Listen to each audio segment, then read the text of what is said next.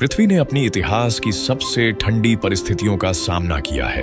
यह है ice as में जीवित रहने की कहानी। लगभग 2.4 मिलियन साल पहले पृथ्वी का मौसम ठंडा होने लगा और उत्तरी हिस्सों में बर्फ की चादरें बनने लगीं। मेमथ अपनी मोटी फर में ढके ठंड में जीवित रहने के लिए अनुकूलित हुए और बर्फीले मैदानों में खाना ढूंढते रहे। साबर टूथ बिल्ली जैसे शिकारी भी ठंड में शिकार करने के लिए ढल गए। प्रारंभिक मानव आग, गर्म कपड़े और शिकार की तकनीक सीखकर कठोर ठंड में जीवित रहने लगे। बर्फ की चादरें धीरे धीरे आगे बढ़ीं, जमीन के आकार बदल गए और जानवरों और इंसानों को स्थानांतरित होना पड़ा। आइस एज में समुद्र का स्तर गिर गया, भूमि पुल बन गए और कुछ समुद्र बर्फ में ढक गए। पौधे बर्फ और बर्फ के नीचे जीवित रहे और केवल छोटे गर्मियों में बढ़ पाए।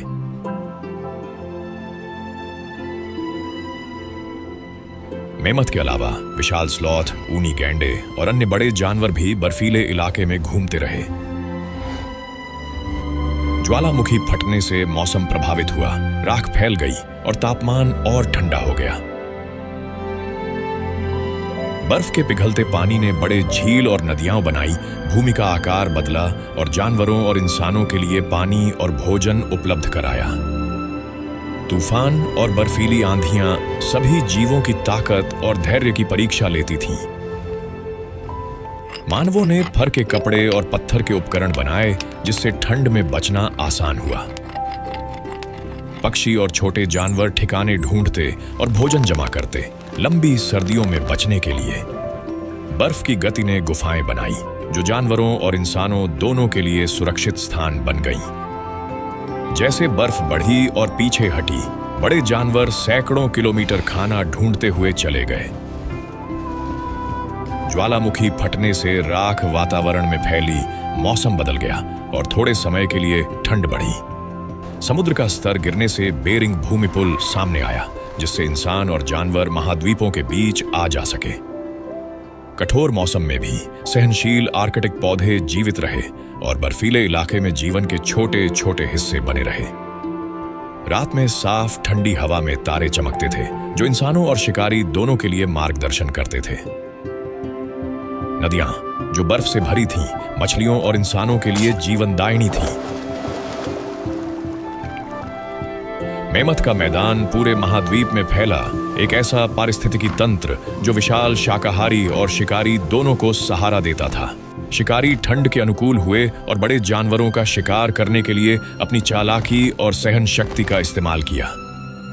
बर्फ ने घाटियां, फ्योर्ड और पर्वत बनाए, पृथ्वी की सतह पर स्थायी छाप छोड़ी। मानवों ने मिलकर शिकार करना सीखा और झुंडों को जाल या चट्टानों की तरफ धकेला। छोटी गर्मियों में पौधे जल्दी खिलते और शाकाहारियों के लिए भोजन उपलब्ध कराते।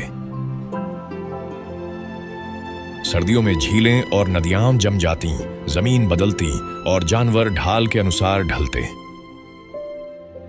रात के आसमान में उत्तरी रोशनी चमकती थी, बर्फीली दुनिया में एक जादुई मार्गदर्शक की तरह।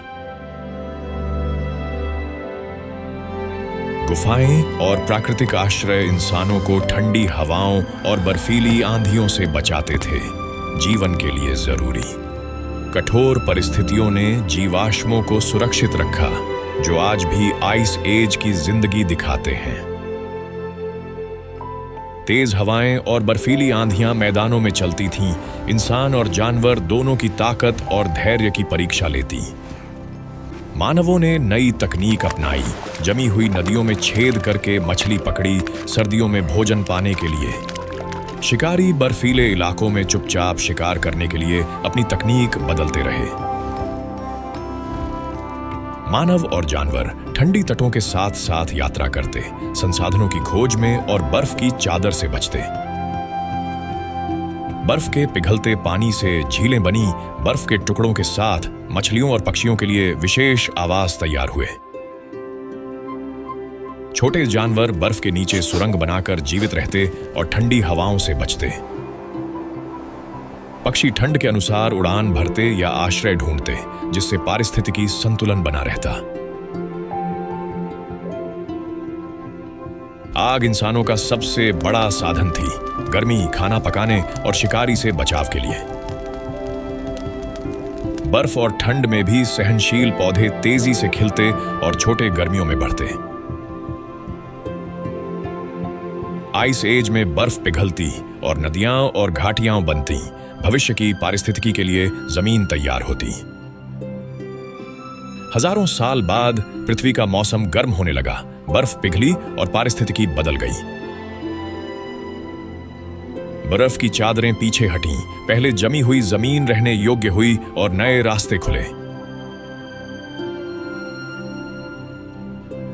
मानव नई जमीन पर पहुंचे, संसाधनों का अनुसरण किया और शुरुआती समुदाय बसाए। बहुत से बड़े जानवर तेजी से बदलते मौसम और शिकार के कारण खत्म होने लगे। नदियों ने जमीन को पोषित किया, पौधे बढ़े, छोटे जानवर सुरक्षित रहे और पारिस्थितिकी धीरे धीरे ठीक हुई। मानव अर्धस्थायी गांव बनाने लगे, प्राकृतिक आश्रय और आग का इस्तेमाल करके बदलते मौसम में टिके रहे। पक्षी फिर से प्रवास करने लगे, नई जमीन पर फैल गए और पारिस्थितिकी में योगदान दिया। पौधे तेजी से नई जमीन पर उगे, जंगल और घास के मैदान बने, भविष्य के जीवन के लिए। आइस एज ने पृथ्वी पर स्थायी छाप छोड़ी, घाटियां, फ्योर्ड और उपजाऊ मैदान जो मानव सभ्यता को आकार देंगे। आइस एज खत्म हुआ, लेकिन जीवित रहने, ढलने और सहनशीलता की कहानी हमेशा पृथ्वी पर जीवन के लिए प्रेरणा बनी रहेगी।